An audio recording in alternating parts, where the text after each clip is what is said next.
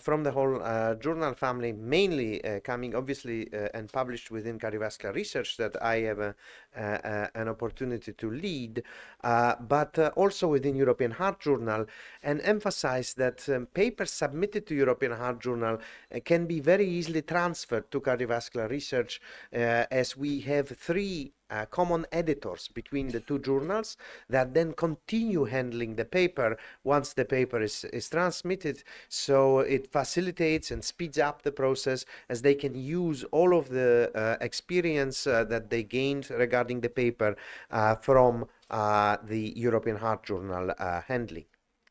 But within cardiovascular research, but also within the whole journal family of the ESC, we have a critical sort of message for all the translational papers. We want to publish discovery papers that drive clinical delivery. So we need to show the clinical utility of these studies. And within cardiovascular research, we cover pretty much all of the cardiovascular science. Cardiovascular Research Journal per se is actually probably the oldest cardiovascular journal in Europe, maybe even in the world. We were initiated in 1960s, and since then have been publishing cardiovascular science and cardiovascular research. What we really seek for the best papers that were published in 2023, 2024, but always, is for them to be impactful, to use robust methodology, have translational potential, as I already shown, but importantly, to be reproducible, show novelty, and for translational and mechanistic work, have sufficient mechanistic insight. And now I will give you some examples of top cited papers from cardiovascular research and European Heart Journal showing a wide range of different mechanisms and new discoveries that our journals have published in recent years. The first paper is actually the top cited paper that has that is affecting within the impact factor of 2023 and has supported our journal very significantly with 140 citations in 1 year. The authors have shown that aging alters gut microbiota composition and promotes susceptibility to atrial fibrillation. Then they used the transplantation of microbiota in this animal model of young rats and showed that young rats become more susceptible to atrial fibrillation if they receive microbiota of the old rats.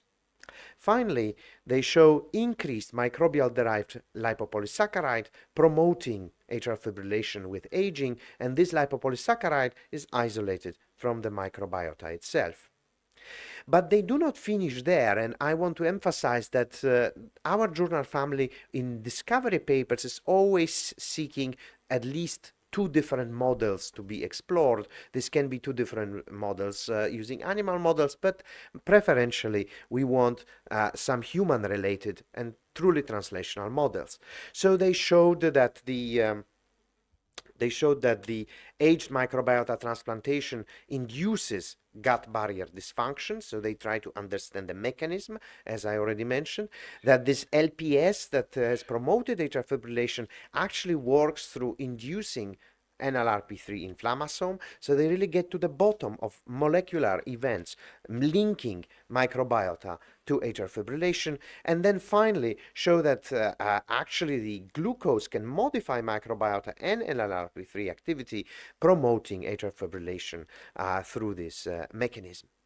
And then, the pathological changes of microbiota metabolites are shown in elderly clinical patients, providing this important clinical translation element. But we publish, as I said, I will give you examples of papers that we publish within different areas of discovery. And the second is vascular biology. And we publish quite a lot of papers within vascular biology field. And you can see here, authors have shown that SIRT7 targeting and SIRT7 production within endothelial cell ameliorates pulmonary hypertension. And this is very important because we do not neglect sort of a little bit more rare conditions, such as I will show you examples of aneurysm biology understanding, all pulmonary hypertension in this case, where authors in quite compelling way show that SIRT7 is a very important target for remodeling of pulmonary arteries in models of pulmonary hypertension. So firstly, they show that SIRT7 deficiency using the SIRT7 knockout mice, but also SIRT7 knockdown through injection of vectors that downregulate SIRT7 result in aggravation of pulmonary hypertension and vascular remodeling as shown by histology by various approaches. And this is a second element.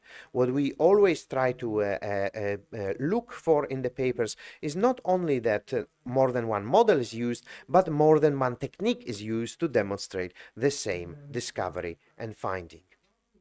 Finally, they show that endothelial specific SIRT7 loss worsens pulmonary hypertension, and this is observed in pulmonary hypertensive patients and in SIRT7 knockout mice, where the endothelium is shown to be a target of these important processes. So mechanistically, they link SIRT7 activation to KLF expression, which regulates very important elements of endothelial cell biology, ranging from eNOS, TGF-beta, as well as regulation of inflammation, all contributing to vascular remodeling and therefore to pulmonary hypertension. Finally, we have some areas that are very interesting and exciting because they actually help us understand things that may become very important for us in the future. So one of the top cited papers in recent year, published in April 2024, but already receiving several citations, is actually looking at the effects of microgravity as impact on cardiovascular aging, showing, basing it on conflicting reports from astronauts, data obtained who are subjected to microgravity. And microgravity was simulated in mice and rats using Hindley unloading, and monitoring cardiovascular stiffness and aging markers was performed by the authors, showing that there is indeed an effect, and this effect is mediated by mechanoreceptors such as piezo-1 in this case. So they try to already provide a target that maybe if we start flying with our rockets to space all the time, we need to use some additional medication to prevent this accelerated cardiovascular aging. They do show very clearly using histology and molecular assays that microgravity that is comparable to microgravity that astronauts are exposed to is changing the remodeling, is causing remodeling of blood vessels. So it's very interesting, and it's in relatively short time and short time frame, as you see here, in just a few weeks. So spending a little bit more time in space can be very expensive for our blood vessels. And they look at various expression of various genes and identify this gene piezo-1 as a potential target that could prevent this remodeling if inhibited in this process. Then I promised that we will look also at some more rare conditions such as aneurysms, and in this interesting paper the authors investigated the new mechanism of development of aneurysm and potentially new molecule that could be targeted in the future to treat aortic aneurysms that do not have pharmacotherapy at the moment, and they identify the NCF1 particularly in smooth muscle cells, using various models, again with primary model of angiotensin to induce aortic aneurysm, and they identify that this is all occurring through activation of very specific molecular pathway known to be associated with aneurysm development. And you can see that they again use a broad range of molecular methodologies to exemplify this. I show these busy slides to show you and exemplify how much work and how much different layers layers of evidence is required rather than trying to describe every single element of these important big papers. But again, similarly to previous papers, while the authors identify the NCF1 deficiency increasing aneurysmatic changes within the animal models using a specific smooth muscle cell deletion of this protein, they also look at the mechanisms related to exacerbated DNA damage, activation of the STING pathway that is known to be linked to aneurysmatic pathology using multiomics approaches and multiomic studies. And then some papers from European Heart Journal, and with this I have used Filippo's methodology. We always have to use methodology, but I focus mainly on citations. So I will show you some examples of translational papers that are very highly cited. And I already covered one very exciting field, which is space travel. And now we go back to Earth with European Heart Journal, and we learn that in fact using the xylitol containing products in your chewing gum or in your mouthwash that you can have, or in some sugar-free drinks that contain xylitol, can actually be very damaging for your health. In this very important paper from Stanley Hazen and collaborators, they have shown, firstly, that xylitol presence in peripheral blood is associated with cardiovascular risk, and they show it using two different large cohorts of over 1,000 patients, and then with a validation cohort of over 2,000 patients, they replicate this and show the more xylitol you have, the more cardiovascular events you're going to develop.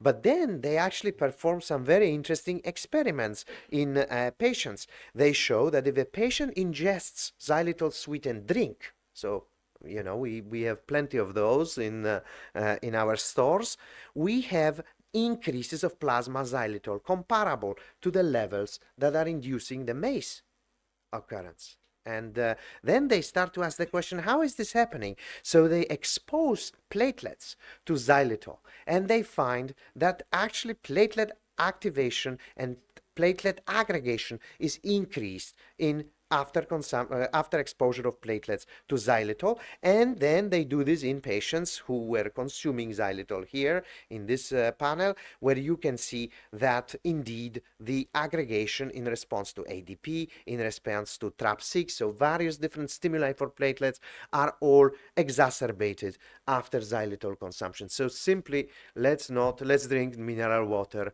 not sugar-free drinks anymore, because they clearly can really exacerbate our platelet activation. And if we have unstable plaque, then we are really in big trouble.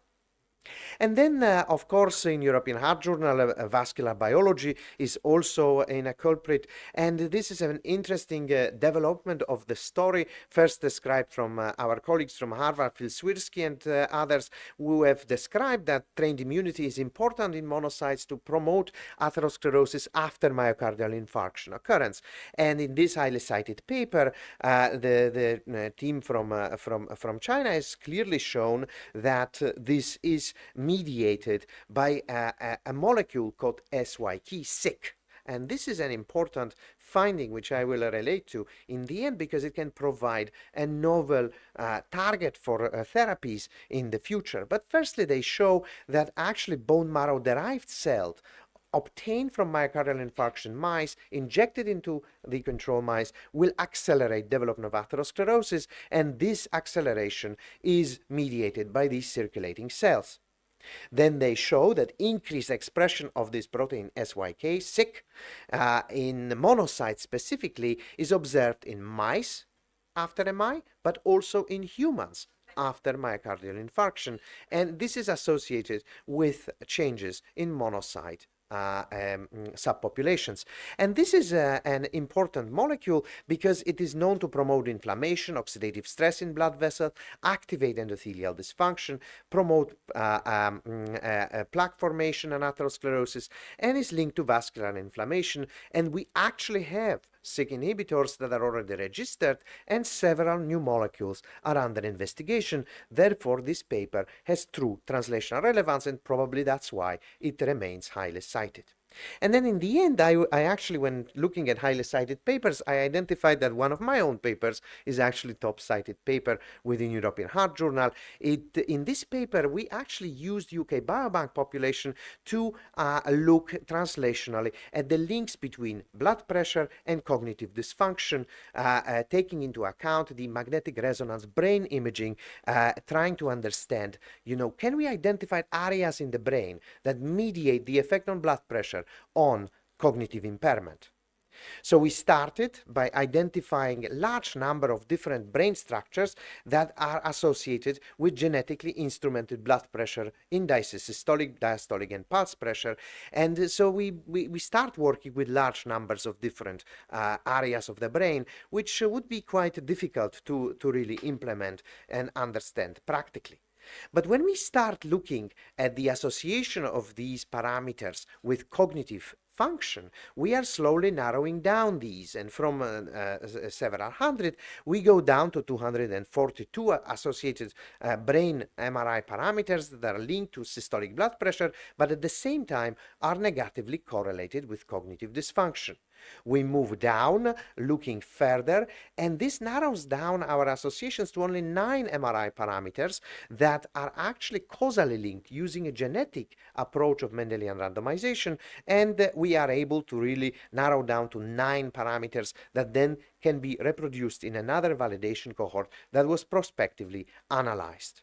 So these include superior longitudinal fasciculus, posterior thalamic radiation, so we can identify and pinpoint where in the brain we can look for early changes that would link hypertension to cognitive impairment. So in the future, we can imagine that the brain imaging can be helpful in identifying patients when we focus our study on these areas of the brain.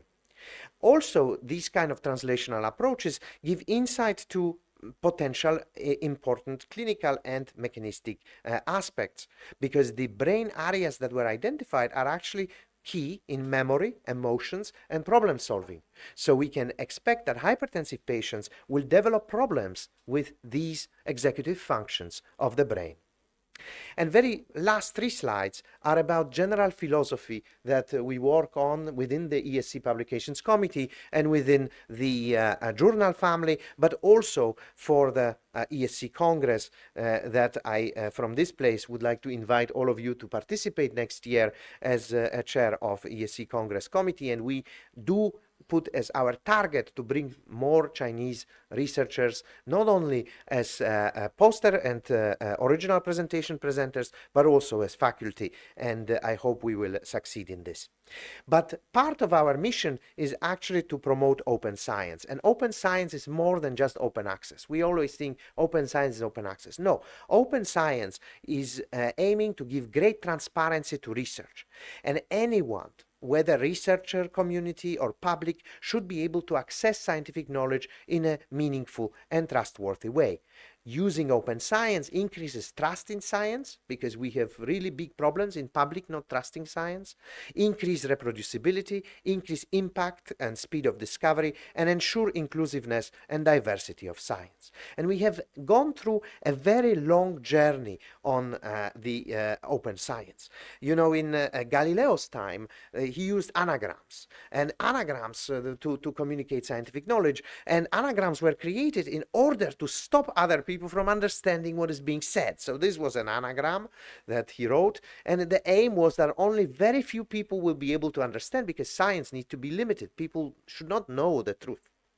But with time, we have really moved very significantly. In 17th century, we have the first journal that is actually available and written in normal language that shares knowledge. But now we have really moved towards transparency, reproducibility, dissemination, transfer of knowledge to society, reuse by unforeseen collaborators, and a better return on investment for public funding in general.